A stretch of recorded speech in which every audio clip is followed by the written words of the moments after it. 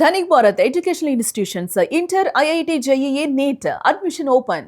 గుజరాత్లోని అహ్మదాబాద్లో ఘోర ప్రమాదం జరిగింది. నగర శివారులోని రామోల్ ప్రాంతంలో బాణసంచ ఫ్యాక్టరీలో పేలుడు సంభవించింది.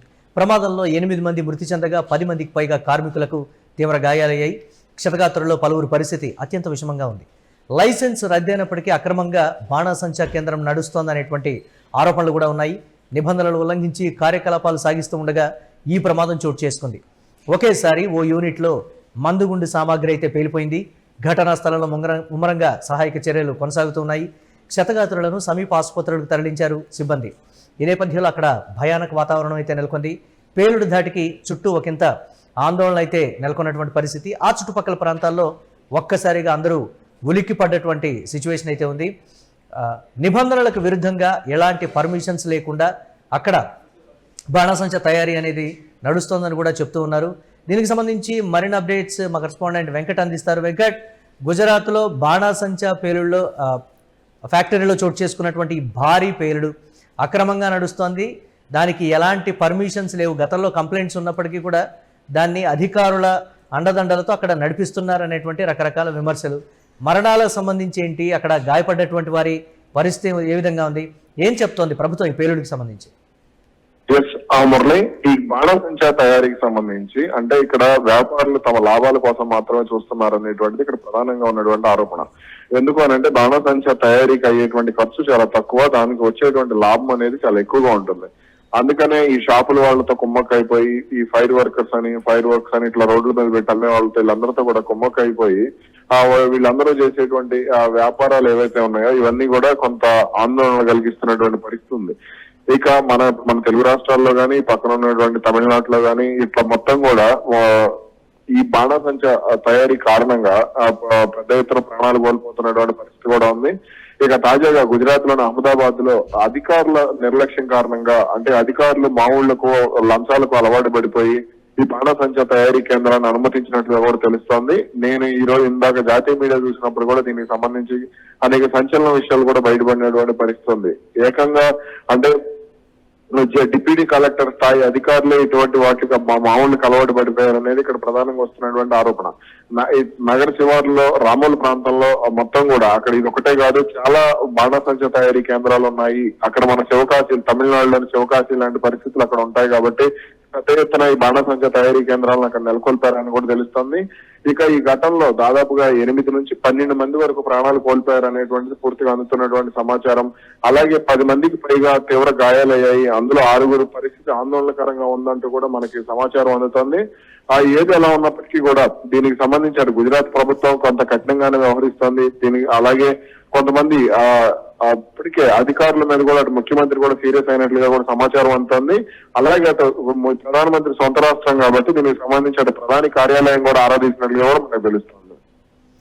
అంటే దీనికి సంబంధించి ఇలాంటివి చాలా చోట్ల కూడా గుజరాత్ లో ఉన్నాయి అనేటువంటి మాట కూడా చెప్తున్నారు. లైసెన్స్ తీరిపోయినప్పటికీ ఏ ధైర్యంతో అక్కడ సేఫ్టీ మెజర్స్ ఎక్కడా కూడా తీసుకున్నటువంటి దాఖలాలు లేవు అనేటువంటి మాట కూడా చెప్తున్నారు. అధికారుల తీరుకు సంబంధించి గతంలో కూడా చాలా విమర్శలు వచ్చాయి.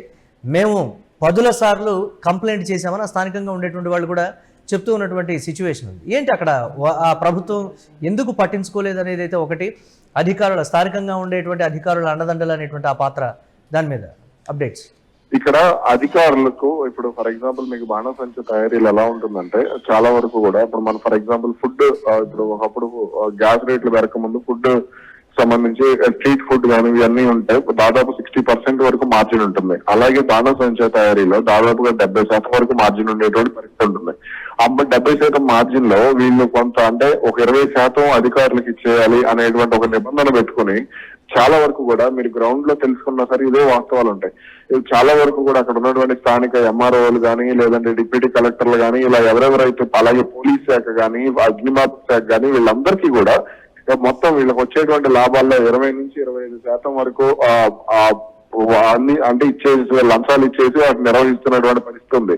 అసలు కనీసం అంటే వీళ్ళు ఫర్ ఎగ్జాంపుల్ ఒక టన్ను కోసం అనుమతి తీసుకున్నారనుకోండి, అందులో జస్ట్ వీళ్ళు టన్ను కోసం మాత్రం అక్కడ అనుమతి ఉంటుంది. కానీ అక్కడ తయారు చేసేటువంటి బాణసంచ తయారీ మొత్తం కూడా 10 నుంచి 12 టన్నుల వరకు అంటే జస్ట్ అక్కడ ఒక పర్మిషన్, నా దగ్గర పర్మిషన్ ఉంది అనేది మళ్ళీ వీడికి ఒక సపరేట్ గోడౌన్ ఉంటుంది. ఆ గోడౌన్ దగ్గర కూడా ఎటువంటి భద్రతా చర్యలు ఉండవు, అక్కడ సిబ్బంది ఉంటారు. అలాగే అక్కడ నుంచి మళ్ళీ తరలించడానికి వీడికంటూ సపరేట్ వెహికల్స్ ఉంటాయి.